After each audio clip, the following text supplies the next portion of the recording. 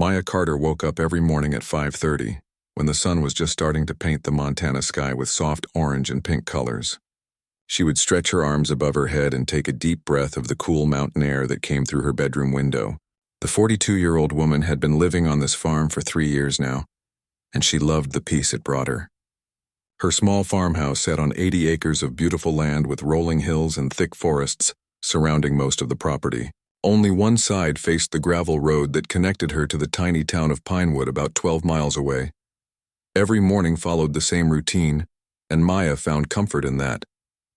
She would pull on her worn jeans and a flannel shirt before heading downstairs to make coffee, in the old percolator that sat on her kitchen counter. While the coffee brewed, she would step outside onto the front porch and look across her land. The chickens would already be making noise in their coop near the barn, and her 3 horses would be standing in the pasture waiting for their breakfast. She kept everything simple on purpose because simple meant peaceful, and peaceful was exactly what she needed after 20 years of chaos. Maya had spent 2 decades in the Marine Corps doing things that most people could never imagine, and going places that appeared on maps as nothing but empty spaces. She had been a scout sniper, which meant she spent long hours lying perfectly still in impossible positions, while looking through a scope at targets that were sometimes more than a mile away. Her hands never shook and her breathing never faltered, even when everything around her was falling apart. The other Marines in her unit called her Ghost because she could disappear into any environment and hit targets that seemed impossible to reach.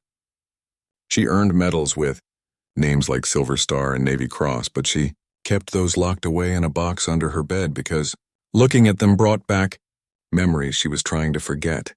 The decision to retire early had not been easy, but after her last deployment, Maya knew she could not do it anymore.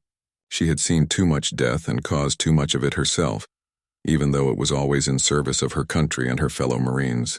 When she told her commanding officer that she was done, he understood because he had seen the weight she carried in her eyes. They shook hands and she walked away from the only life she had known since she was 22 years old.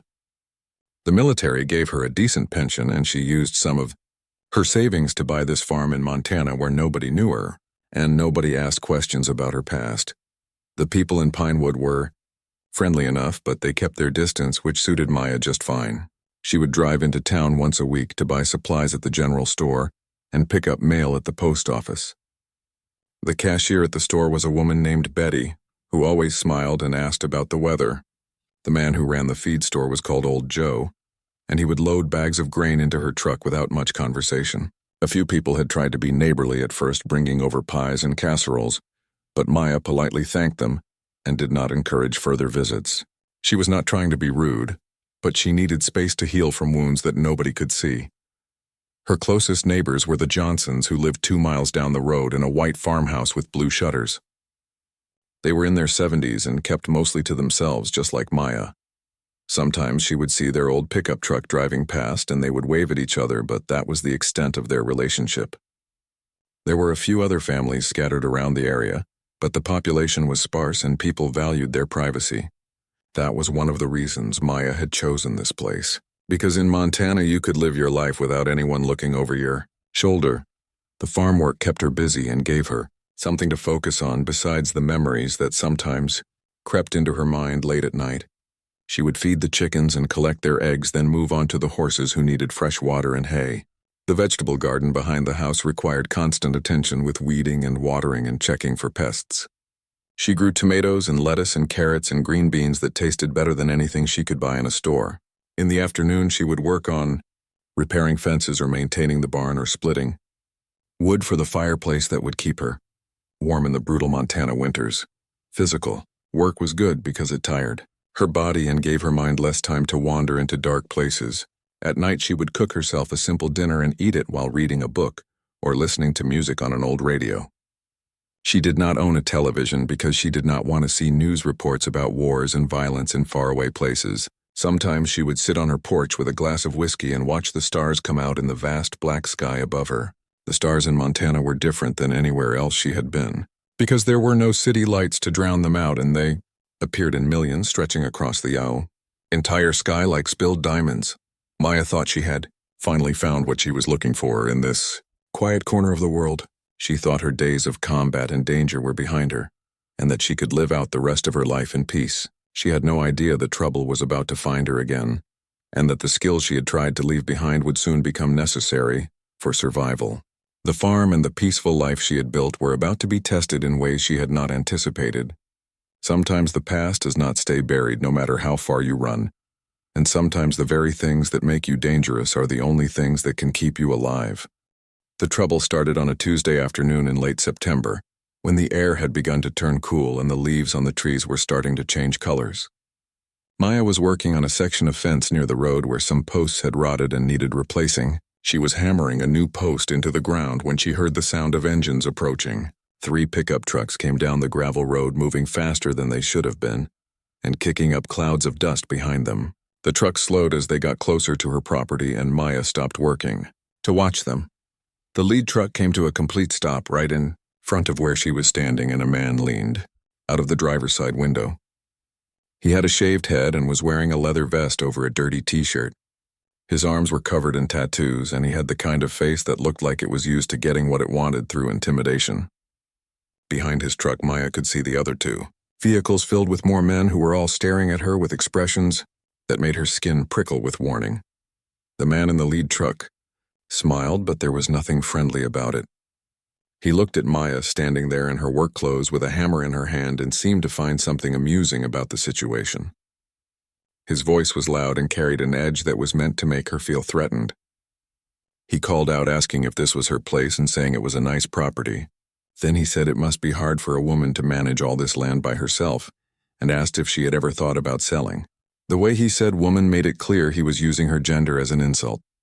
Maya set down her hammer and straightened up to her full height, which was 5 feet 8 inches. She looked directly at the man without blinking or showing any emotion on her face. Her voice was calm and clear when she told him she was not interested in selling. The man's smile got wider, and he said that was too bad because things were changing around here. He said it might not be safe for someone like her to be out here all alone. The word someone like her could have meant a woman or could have meant a black woman in a mostly white area, and probably meant both. The threat was obvious and hung in the air between them like smoke.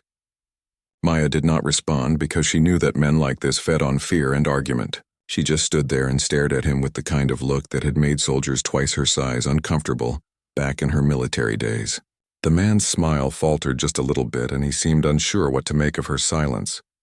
He revved his engine loudly and said she should think about his offer before driving away with the other 2 trucks following behind him. Maya watched until they disappeared down the road and the dust settled back onto the gravel. She stood there for a long moment thinking about what had just happened and feeling old instincts stirring inside her. She recognized the type of men those were because she had seen them in every country she had ever deployed to. Bullies who preyed on people they thought were weak or vulnerable and who used fear to get what they wanted. They had made the mistake of thinking she was an easy target, and that mistake would cost them eventually. Maya picked up her hammer and went back to work on the fence, but her mind was already shifting into a different mode.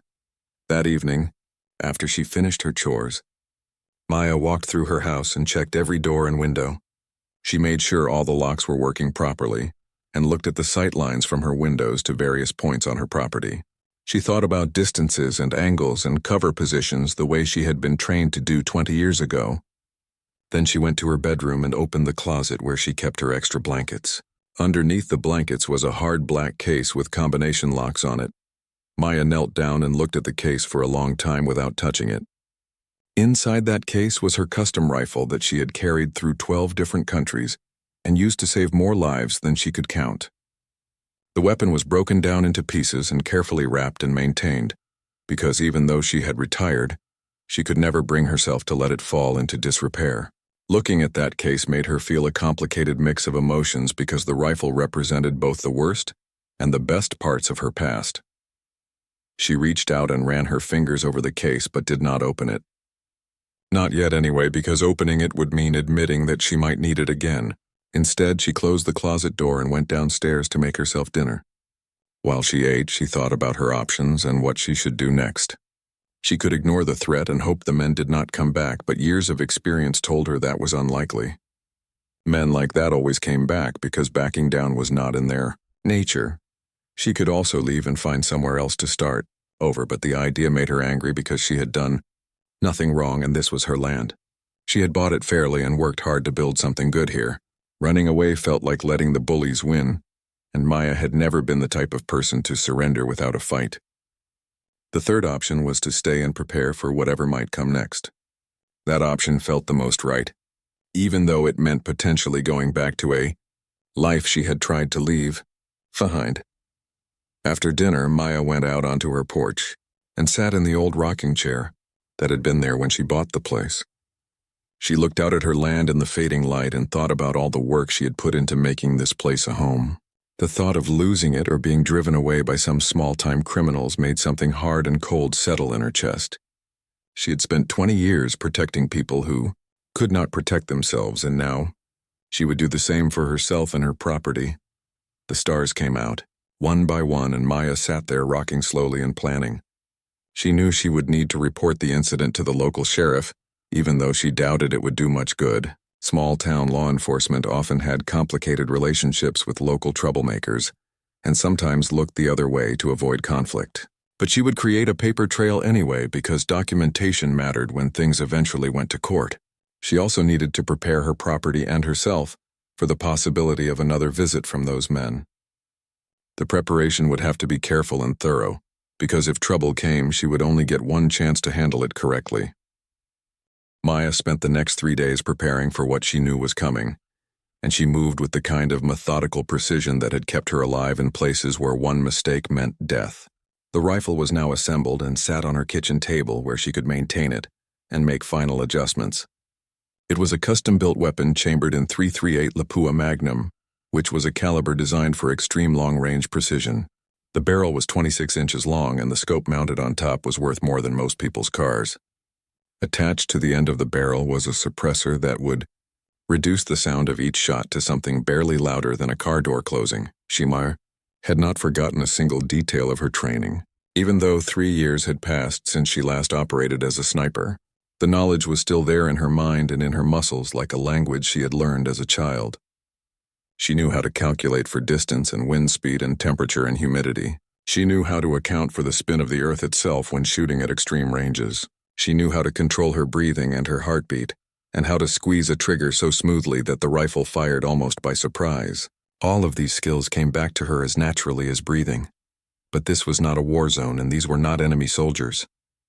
Maya had to be very careful about how she approached this situation, because killing someone on American soil came with legal consequences that did not exist in combat. She had no desire to spend the rest of her life in prison for defending her property, even if that defense was completely justified. So she planned something that would send an unmistakable message while staying within the boundaries of what the law allowed. She would disable and intimidate rather than kill unless her own life was directly threatened. Maya walked her property during the late afternoon when the light was golden and shadows were long. She carried her rangefinder and a small notebook where she wrote down distances and angles. The ridge behind her house rose about 300 meters from her buildings and offered excellent elevation, with clear sight lines to the approach road and the open ground around her barn. She could see anyone coming from up there and they would have no idea where she was. She selected that position as her primary spot and then chose 2 backup positions in case she needed to move. In her barn, she set up simple early warning systems using motion-activated trail cameras that hunters used for watching deer. She positioned 4 cameras to cover the main approaches to her property and synced them to her phone so she would get alerts if anything moved near her house. She also strung fishing line across her driveway at ankle height with small bells attached. The bells would make noise if vehicles drove over the line at night. None of this was sophisticated equipment, but it was effective, and that was what mattered. She moved her 3 horses to the far pasture on the other side of her property where they would be away from any potential trouble. The chickens she secured in their coop with extra reinforcement on the door. She gathered her important documents and put them in a fireproof safe along with some cash and her old military medals. If the worst happened and she had to leave quickly, she wanted to be able to grab what mattered and go. Preparation was about thinking through every possible scenario and having a plan for each one. On the 3rd day of her preparation, Deputy Carla Green came by to check on her. Green pulled her patrol car up the driveway and got out looking concerned. She was in her early 30s with her dark hair pulled back in a professional ponytail and her uniform neat and pressed. Unlike Sheriff Hammond, she seemed to genuinely care about what was, happening to Maya. They sat on the porch and Green told her some things she probably was not supposed to share.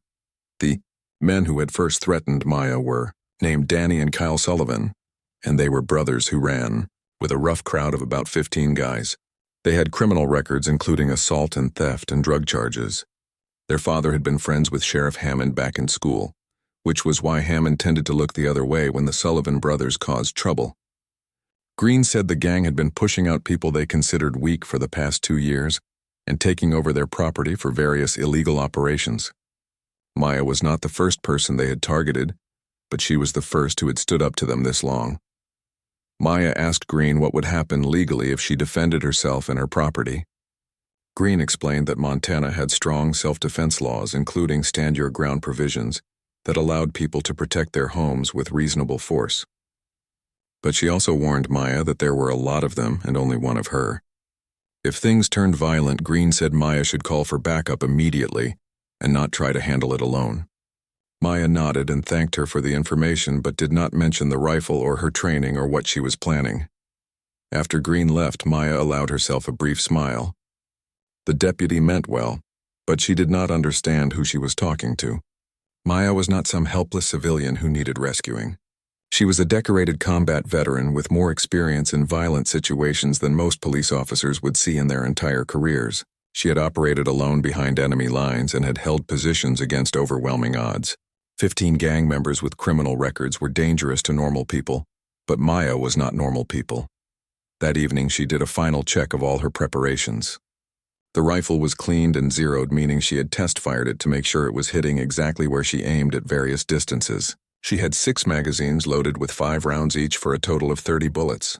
In her entire military career, she had never needed more than 10 shots in a single engagement. But being over-prepared was better than being under-prepared. She packed a small backpack with supplies including water and energy bars, an extra ammunition, and a first aid kit.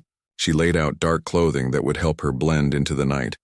Maya also called a lawyer in Billings who specialized in self-defense cases and put him on retainer with a credit card payment over the phone. The lawyer asked if she was expecting trouble and she told him it was just a precaution. Then she recorded a video on her phone explaining everything that had happened, including the threats and the harassment and the dead chickens. She uploaded the video to a secure cloud storage account, along with all the photos and documentation she had gathered. If something happened to her, there would be a record of why she had taken whatever actions she took. As the sun set that evening, Maya felt calm in a way she had not felt in weeks. The preparation was complete, and now all she could do was wait. She made herself dinner and ate it slowly, while looking out her kitchen window at the darkening landscape. Somewhere out there were men who thought they could intimidate her into leaving her home. They thought she was just a woman living alone without protection or skills. They had no idea what was waiting for them if they decided to escalate this situation any further. Maya had given them every chance to walk away, but if they came to her property with violence, she would meet that violence with precision and overwhelming force. She was ready. They came on a Thursday night exactly 13 days after the first encounter, and Maya had been expecting them for the past week. She had barely slept during that time, instead, maintaining a careful watch from her bedroom window with her gear packed and ready beside her bed. At 2:47 in the morning, her phone buzzed with alerts from the motion-activated cameras she had set up around her property. Maya was instantly awake and alert in the way that only combat veterans can be, going from sleep to full readiness in seconds. She moved quickly and quietly through her dark house, already dressed in black pants and a dark gray shirt that would help her blend into the shadows. The rifle was exactly where she had positioned it, along with her rangefinder and night vision monocular and a thermos of coffee she had prepared earlier. She grabbed everything and slipped out the back door of her house, moving low and using the terrain for cover. The path up to the ridge was one she had walked a dozen times over the past few days, and her feet knew every rock and root even in the darkness. From her position on the ridge 300 meters from her house, Maya had a commanding view of her entire property. She settled into a prone position behind a fallen log that provided both cover and a stable platform for the rifle. She used a small sandbag to support the front of the weapon and adjusted her position until everything felt perfect. Through her night vision device, the world appeared in shades of green, and she could see 6 vehicles.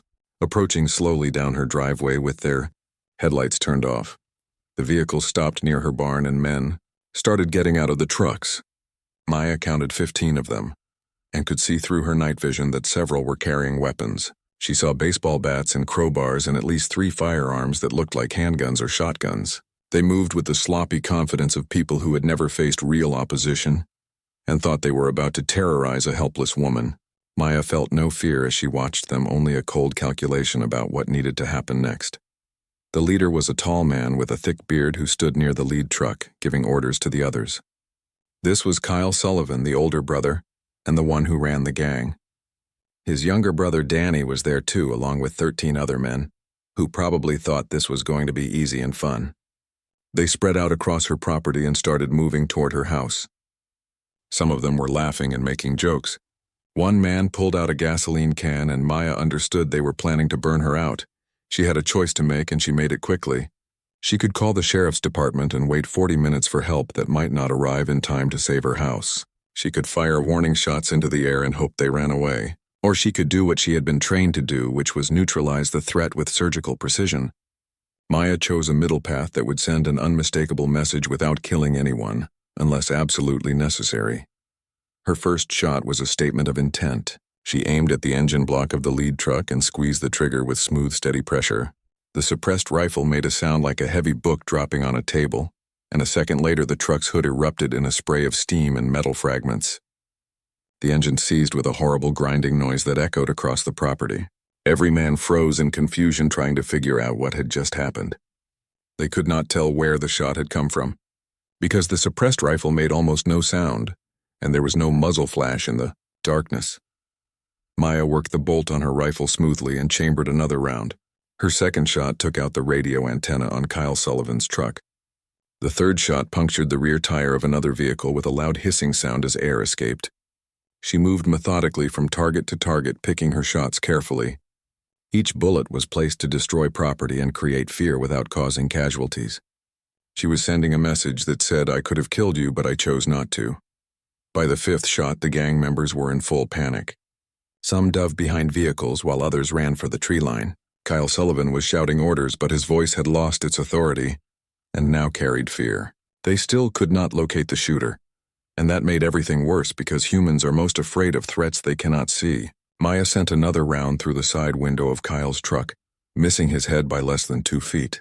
The glass exploded and he dropped to the ground screaming. Maya continued her work with professional calm. She disabled 2 more vehicles and put rounds close enough to several men that they could hear the bullets crack past their heads. The psychological impact was devastating because these men had come expecting to be predators and instead found themselves as prey. After 9 shots spread over about 90 seconds, the gang's will to fight completely collapsed. Men were throwing down their weapons and running. Kyle Sullivan was yelling for everyone to get out, and suddenly they were scrambling into the vehicles that still had working tires. 2 trucks were abandoned because Maya had shot out their tires or disabled their engines. The remaining vehicles reversed down the driveway in a chaotic retreat, with men hanging out of windows and truck beds. They fled like rabbits from a wolf, and Maya watched through her scope until they disappeared down the road. She stayed in position for another 20 minutes, keeping watch to make sure they did not return. Only when she was certain the area was clear did she begin to disassemble her rifle. Maya made her way back down the ridge, moving carefully and staying alert. Inside her house, she allowed herself a moment to breathe deeply as the adrenaline started to wear off. Her hands were shaking slightly now, which was normal after combat. She had been in control during the engagement, but afterward the body always had a reaction. She sat at her kitchen table for 5 minutes just breathing and letting her heart rate come back down to normal. Then she picked up her phone and called 911. She told the dispatcher that there had been an attempted home invasion at her property and that she had fired shots in self-defense. The dispatcher asked if she was injured, and Maya said no. The dispatcher asked if the intruders were still there, and Maya said they had fled, but 2 of their vehicles were abandoned in her driveway. Then she gave her address and said she would be waiting on her front porch for the deputies to arrive. Before going outside, Maya carefully collected all the brass shell casings from her position on the ridge. This was a habit from military operations where leaving evidence behind could compromise security. She put the casings in a plastic bag and hid them in her house. Then she took her rifle apart and locked it back in its case and put the case in her closet under the blankets. She changed into different clothes that did not smell like gun oil and went to wait on her porch. The night was quiet now except for the normal sounds of crickets and wind through trees. Maya sat in her rocking chair and looked at the 2 abandoned trucks in her driveway. She felt tired and sad because she had hoped to never use those skills again, but she also felt something else that might have been satisfaction, or maybe just grim acceptance. She had defended her home and sent a message that would not be misunderstood. Whatever came next, she was ready for it. Sheriff Pete Hammond arrived, with 3 deputies just after 4 in the morning, and they found 2 abandoned trucks in Maya's driveway along with shell casings, scattered on the ground and evidence of a chaotic retreat. Deputy Carla Green was one of the responding officers, and she looked at the scene with sharp eyes that missed nothing. The other 2 deputies were men Maya had not met before, and they walked around taking photographs and collecting evidence while Hammond stood, with his hands on his hips, looking annoyed. Maya met them on her porch, appearing calm and composed, even though she had just been through an experience that would have left most people shaking and traumatized. She invited them inside and made coffee while they set up in her kitchen to take her statement. She told them everything that had happened, starting with the threats weeks ago, and going through all the harassment and finally to tonight's attack. She described hearing vehicles approach and seeing armed men spreading across her property with what appeared to be gasoline cans. She explained that she had armed herself with a hunting rifle and taken up a defensive position on her property. She said she fired shots to disable vehicles and drive the attackers away without causing casualties. She emphasized that she had been in fear for her life and her home and had acted in self-defense. Hammond listened with a skeptical expression and kept asking questions about how she had managed to hit moving targets in the dark. Maya corrected him politely, saying the vehicles were not moving and she had grown up hunting, so she knew how to shoot. Deputy Green walked outside to examine the damage to the trucks, and Maya could see her measuring angles and distances. When Green came back inside, she had a thoughtful look on her face. She asked Maya where exactly she had been positioned when she fired, and Maya told her she had been on the ridge behind the house. Green nodded slowly and wrote something in her notebook. Maya could tell the deputy was putting pieces together and coming to some conclusions, but Green kept those thoughts to herself for now. The physical evidence was overwhelming in Maya's favor. 2 abandoned trucks with bullet holes in precise locations, shell casings on the ground from firearms that did not belong to Maya, gasoline cans that showed clear intent to commit arson, witnesses in town who had heard the Sullivan brothers talking about burning out the black woman on Ridge Road. Montana law was extremely clear about a person's right to defend their property and their life.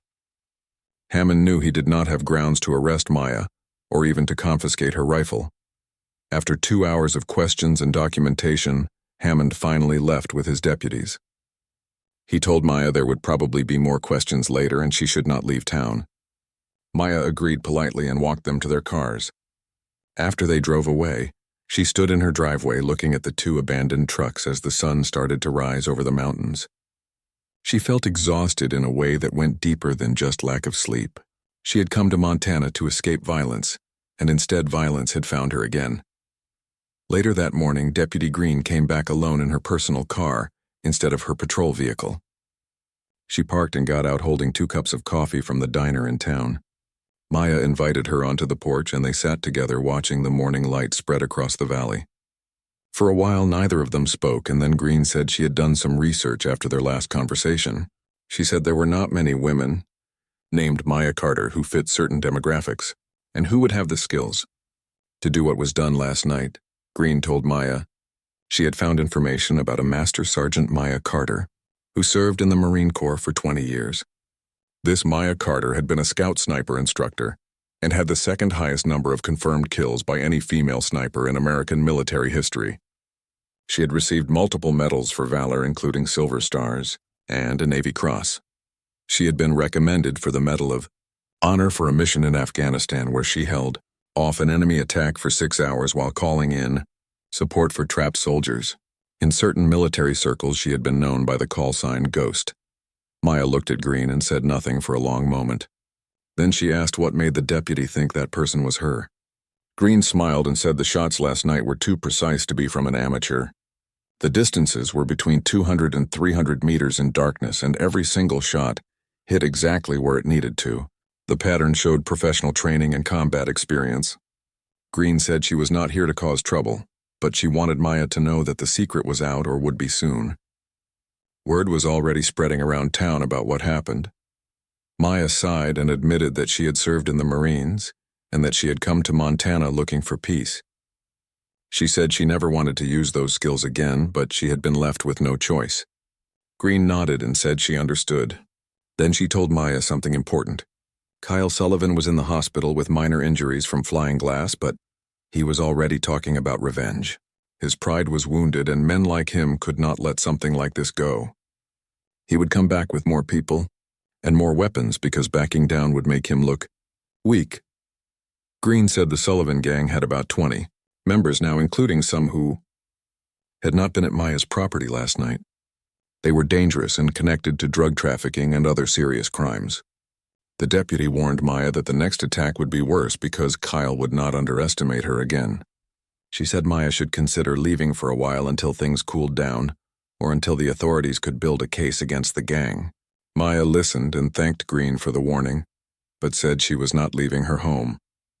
After Green left, Maya spent the rest of the day taking care of her property and trying to return to some kind of normal routine. She fed her horses and chickens and worked in her garden, but her mind was always aware of sight lines and approaches, and the weight of the rifle locked in her closet. She knew Green was right about Kyle Sullivan coming back. Men like him were predictable in their need to prove themselves. He would gather more people and come back to finish what he started. That evening, Maya sat on her porch and thought about her options. She could keep defending her property alone and hope she survived the next attack. She could call in favors from old military contacts and get backup, but that would bring attention she did not want. She could go to the media and try to use public pressure to force the sheriff to act. Or she could do something that went against every instinct she had, which was to run away and let the bullies win. None of the options felt right, and Maya realized she was tired of fighting. She had spent 20 years fighting wars in other countries, and now she was fighting a war in her own backyard. She wondered if there would ever be a place where she could just live in peace without violence finding her. But even as she thought these things, she knew she would not run. Running was not in her nature, and this land was hers. She had bought it fairly and improved it with her own hands, and no gang of small-town criminals was going to take it from her. As darkness fell, Maya went inside and locked her doors. She checked her weapons and her supplies and her escape routes. She called the Johnsons and warned them to stay inside for the next few days. Then she settled into her chair by the window with her rifle across her lap and waited to see what tomorrow would bring. She was tired, but she was also ready because being ready was what had kept her alive for 42 years, and she was not about to stop now. 3 days passed without incident, and Maya began to wonder if maybe her show of force had been enough to make the Sullivan gang reconsider their plans. She maintained her vigilance but also tried to return to normal farm routines because she could not spend every moment in a defensive posture. She worked in her garden and tended her animals and tried not to think about the rifle that was never more than a few steps away. Then on Sunday afternoon her phone rang and it was Deputy Green, calling with urgency in her voice. Green told her that she had a contact who worked at the bar in town, and that contact had just called with information. Kyle Sullivan had been there all afternoon, drinking and talking loud about what he was going to do to the woman who had embarrassed him. He was gathering his crew and anyone else who wanted to help. The contact said Kyle was promising money and drugs to anyone who came along for the ride. Green estimated he would have at least 20 men, maybe more, and they were bringing serious weapons. She said Maya had maybe 3 hours before they arrived. Maya felt the familiar calm settle over her mind as all the fear and doubt vanished and left only focus. She asked Green how much backup the deputy could organize. Green said Sheriff Hammond was out of town at a conference, which was probably not a coincidence. She could probably get 2 other deputies, but against 20 armed men, that would not be enough. Green said she was calling the state police, but response time would be at least an hour. She urged Maya to leave immediately and get somewhere safe where she could wait for proper backup. Maya thanked her for the warning but said she was not leaving. She told Green to set up a roadblock at the end of her driveway and call for as much backup as possible. She said if things went bad, Green should retreat and not risk her life trying to defend property. The deputy argued, but Maya was firm. She knew what she was capable of, and she knew the risk she was taking. This was her home and her choice, and she was going to make a stand here. After hanging up, Maya made several quick phone calls. She called the Johnsons and told them to stay away from windows and keep their doors locked. She called a lawyer in Billings and left a message updating him on the situation. She recorded another video explaining what was about to happen and why she was defending herself. She uploaded it to the cloud along with all her other documentation. Then she began her final preparations. She dressed in dark practical clothing and loaded all 6 magazines for her rifle. She put together a pack with water and energy bars and extra ammunition and a first aid kit. She gathered her important documents and put them in her truck, along with a bag of clothes in case she needed to leave quickly. Then she walked through her house one more time, looking at all the work she had done to make it a home. The furniture she had refinished and the curtains she had sewn and the photographs on the walls. She might lose all of it tonight, but at least she would go down fighting. Maya took her position on the ridge an hour before sunset. She had decided to use the same location because it offered the best vantage point and she knew the distances perfectly. This time, Deputy Green and 2 other deputies whose names were Carl Dunn and Lisa Park set up a roadblock with their patrol cars at the end of her driveway. Maya could see them through her scope, preparing their position and checking their weapons. She felt bad that they were putting themselves at risk for her, but she also respected their courage. The sun was setting when the convoy appeared. Maya counted 8 vehicles this time, loaded with men who were clearly armed and clearly intending violence. The trucks approached the roadblock and stopped when they saw the patrol cars. For a moment, it looked like they might turn around and leave. Then Kyle Sullivan got out of the lead truck with an assault rifle in his hands. He was shouting something at the deputies, and then he raised his weapon and started firing. The situation exploded into chaos instantly.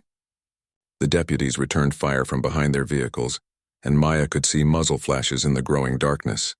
She put her eye to her scope and started identifying targets based on threat level. The calm that came over her in combat was total and complete.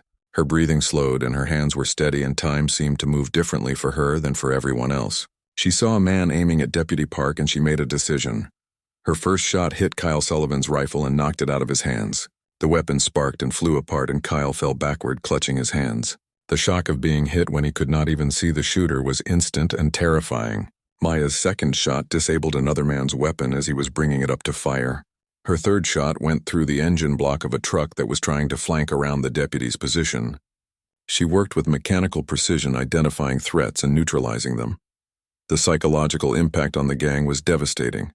They had come expecting to overwhelm a few cops and 1 woman, but instead they were being picked apart by an invisible sniper. Men started diving for cover and shouting in panic. Some threw down their weapons and put their hands up. Maya continued firing, but only at weapons and vehicles, never at people, unless there was absolutely no other choice. She wanted to disable and frighten, not to kill, because killing would mean legal problems and moral weight she did not want to carry. Within 2 minutes, the gang's assault had completely fallen apart. Men were surrendering or running into the woods. Kyle Sullivan was on the ground screaming about his injured hands, and nobody was listening to him anymore. The deputies were shouting commands and handcuffing people who had given up. Maya stayed in position, watching through her scope to make sure there were no surprises. She counted 17 men in custody and saw at least 3 more running away through the trees. Backup started arriving from the state police and from neighboring counties. Soon there were a dozen patrol cars with lights flashing and officers everywhere taking people into custody and securing the scene. Maya waited until she was certain everything was under control before she disassembled her rifle and made her way down from the ridge. She locked the rifle in its case and put the case in her closet before anyone could ask about it. Then she went out to meet the officers. The next few hours were a blur of questions and statements and evidence collection. Forensic teams photographed everything and collected shell casings and weapons. Maya told her story again and again to different officers and investigators. She described defending herself and the deputies from an armed assault. She emphasized that she had tried to disable rather than kill. The physical evidence supported everything she said, and the legal situation was clear. She had been defending her home and law enforcement officers from an armed gang. By the time the sun came up, Maya was exhausted, but the situation was finally over. Kyle Sullivan and 8 of his closest associates were in custody, facing charges that would put them away for years. The gang was broken and scattered. The threat was neutralized. Maya walked back into her house and closed the door and finally allowed herself to feel the weight of what had happened. She had fought one more battle in a life that had been full of battles, and she had survived again. The harassment started in earnest during the following week, and Maya knew it was just the beginning. She woke up one morning to find her mailbox had been smashed to pieces and was lying in the ditch beside the road. The metal box was bent and twisted like someone had hit it repeatedly with a baseball bat. Maya took pictures of the damage with her phone and then drove into town to report it at the sheriff's office. The woman at the front desk took her information with a bored expression and said someone would look into it. 2 days after the mailbox incident, Maya went out to check on her horses and discovered that someone had cut her fence in 3 different places during the night. The horses had wandered through the gaps and into the woods beyond her property. It took her 4 hours to find all 3 animals and lead them back home. The whole time she was searching, Maya felt anger building inside her, because this was deliberate and meant to cause her maximum trouble. Cutting fence was not just vandalism, it was a threat to her animals and could have resulted in them getting hurt or lost permanently. She reported the fence cutting to the sheriff's office, and this time a deputy came out to take a look. The deputy was a young woman named Carla Green, who seemed genuinely concerned about what was happening. Deputy Green walked the fence line and took photographs and wrote everything down in her notebook. She told Maya that there had been some problems with vandalism in the area, but nothing quite this targeted. Green said she would increase patrols on this road, but Maya could see the doubt in her eyes about whether that would actually help. The next incident happened on a Saturday morning when Maya found crude words spray-painted across her barn door. The graffiti was hateful and specific, using slurs that made it clear this was about both her race and her gender. Maya stood looking at the paint dripping down the wood and felt something cold settle into her bones. She had faced hatred before in her life, but there was something particularly violating about having it appear on her own property. She took more pictures and filed another report, but by now she was starting to understand that the local law enforcement was either unable or unwilling to stop what was happening. Sheriff Pete Hammond was a heavy man in his late 50s who had lived in this county his entire life. When Maya went to see him directly, he listened to her complaints with a patient expression that did not quite reach his eyes. He told her that without witnesses or evidence, there was not much he could do. He suggested that maybe it was just kids causing trouble or drifters passing through the area. Maya pointed out that she had been directly threatened by specific men in trucks, but Hammond waved that away, saying lots of people drive trucks around here and talk tough, without meaning anything by it. Maya left the sheriff's office knowing she was on her own and feeling a strange sense of familiarity with that situation. In combat zones, she had often operated with minimal support and had learned to rely on herself above all else. This was different because it was happening on American soil in a place where law and order were supposed to protect citizens, but the principle was the same.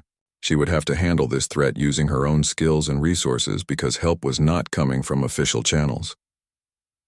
The harassment continued with increasing frequency over the next 2 weeks. Someone threw rocks through 2 of her windows.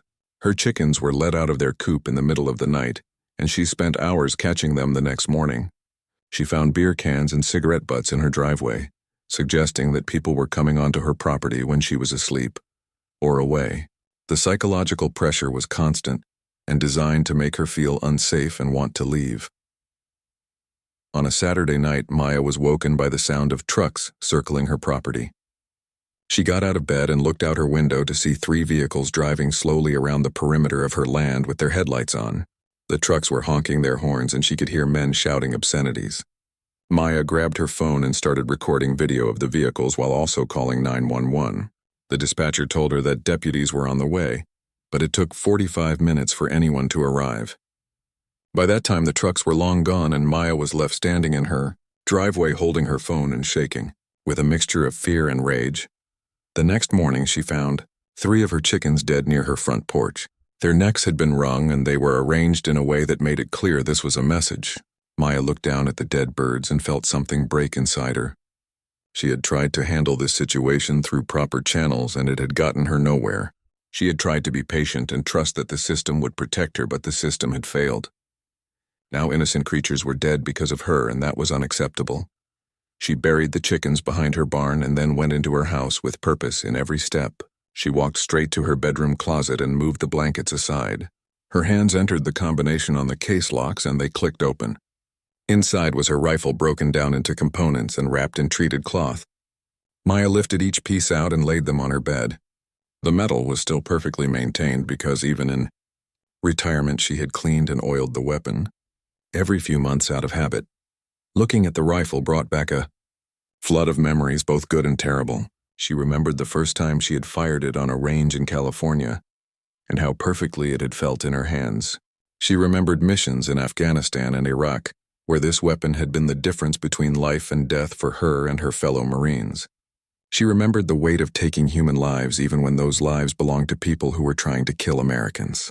The rifle was a tool, but it was also a responsibility, and Maya had sworn when she retired that she would never use it again, but circumstances had changed, and sometimes the only way to preserve peace was to be prepared for war. Maya began the familiar process of assembling the rifle, and as her hands moved through the motions, she felt 20 years of training come flooding back. The weapon clicked together perfectly because it had been built specifically for her with custom modifications that made it an extension of her own body. When it was fully assembled, she held it up and looked through the scope at the wall of her bedroom. The clarity and precision were still perfect. She spent the rest of that day in preparation doing things she had not done in 3 years. She walked her property with a laser rangefinder and measured distances to various points. She identified positions that would give her good sight lines and cover. She thought about wind patterns and elevation changes and all the factors that went into making impossible shots possible. By the time the sun set, Maya had transformed from a farmer trying to live peacefully into something much more dangerous. She had become a weapon herself, and she was ready to defend what was hers. The legal aftermath took months to resolve, but it was never really in doubt. Maya had acted in defense of herself and law enforcement officers who were under attack from an armed gang. The video evidence from Deputy Green's body camera showed Kyle Sullivan firing first at the deputies. The forensic evidence showed multiple weapons and clear intent to commit violence. Montana's self-defense laws were comprehensive, and Maya had stayed well within their boundaries. Her lawyer barely had to work, because the case against her was non-existent, while the case against the Sullivan gang was overwhelming. Kyle Sullivan received 15 years in federal prison for assault on law enforcement and weapons charges. His brother Danny took a plea deal and got 8 years in exchange for testifying against the others. 6 more gang members got sentences ranging from 5 to 12 years. 3 others who had fled into the woods were caught over the next week and faced their own charges. The gang that had terrorized the county for years was broken and would not be coming back. Sheriff Hammond quietly retired 2 months later, and nobody was sorry to see him go. Deputy Carla Green was promoted to interim sheriff and then won the election 6 months after that. One of her first actions was to create a task force focused on rural crime and domestic terrorism. She increased patrols in areas that had been neglected and made it clear that everyone in the county deserved protection regardless of who they were or what they looked like. Green stopped by Maya's farm regularly, not as a sheriff but as a friend. They would sit on the porch drinking coffee and talking about life and the changes that had come to their small corner of Montana. The story of what happened at Maya's farm spread through the county and beyond, though the details remained unclear. Some people said she was a former Army Ranger. Others claimed she had been a secret agent. A few people whispered the truth about her being a Marine sniper, but most dismissed it as exaggeration. Maya neither confirmed nor denied any of the stories. She simply went back to farming and living her quiet life. When reporters called asking for interviews, she politely declined. She had no interest in fame or attention or becoming a symbol for anything. Life slowly returned to normal, or as normal as it could be. After everything that had happened, Maya repaired the damage to her property and replaced the fence sections that had been cut. She painted over the graffiti on her barn and planted flowers around her mailbox. The chickens laid eggs and the horses grazed in the pasture, and the vegetables grew in neat rows behind her house. On the surface, everything looked peaceful, but Maya knew she had changed. She could not go back to pretending her past did not exist because it had saved her life and protected her home. The rifle stayed in its case and the closet cleaned and maintained, but not used. Maya hoped it would stay that way, but she was realistic enough to know that hope was not a guarantee. She had learned that peace was not something you found lying around waiting to be picked up. Peace was something you built with your own hands and defended when necessary. Sometimes defending peace required the very skills and tools that seemed opposed to peace. That contradiction had troubled her before, but now she understood it was just the way the world worked. 6 months after the attack on a clear spring morning, Maya was working in her garden when a familiar patrol car came up her driveway. Sheriff Green got out holding a cardboard box and walked over to where Maya was kneeling among the tomato plants. She said she had been cleaning out old evidence and found something that belonged to Maya. Inside the box were the shell casings that had been collected from the ridge position. Green said they were supposed to be destroyed, but she thought Maya might want them as a reminder. Maya took the box and looked at the brass casings gleaming in the sunlight. Each one represented a shot she had fired and a choice she had made. She had chosen to defend rather than run, to fight rather than surrender. Looking at those casings made her feel a complicated mix of emotions. She was proud of what she had done, but also sad that it had been necessary. She thanked Green and set the box aside to deal with later. Green sat down on the porch steps and mentioned that there had been some trouble with drug runners in the northern part of the county. They had been threatening ranchers and trying to use remote properties for their operations. Green's department was stretched thin, and she was thinking about organizing some kind of community protection program. She said Maya would be a good person to help train people in basic security and self-defense if she was interested.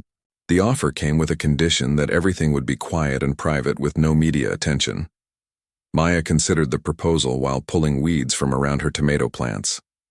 She could say no and continue living her isolated life, hoping to be left alone. But the past months had taught her that isolation was not the same as safety, and that turning your back on problems did not make them go away. She had skills that could help protect people who could not protect themselves. Using those skills for good might give her past some purpose beyond just destruction and death. She told Green she would think about it, and the sheriff nodded and left. Maya finished her gardening and went inside to wash up. She made herself lunch and ate it, while looking out her kitchen window at the land she had fought to keep. The view was beautiful, with mountains in the distance and forests stretching as far as she could see.